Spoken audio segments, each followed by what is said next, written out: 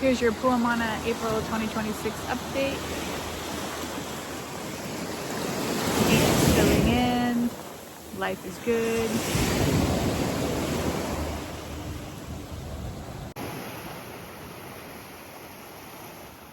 April 2026.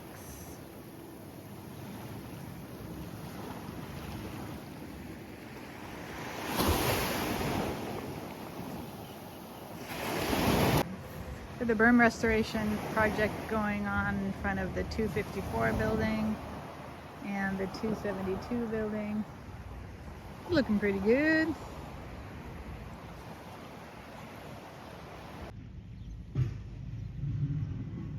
April 2026. We're in a holding pattern right now with the approvals and permitting process. April 2026, clearing out the canal. A lot of this rubble is going to be heading to the berm restoration on the south side. Gorgeous day.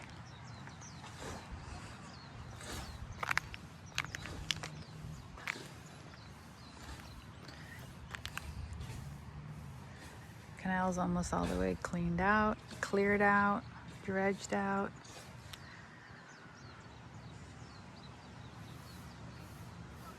Don't have much of an update for April.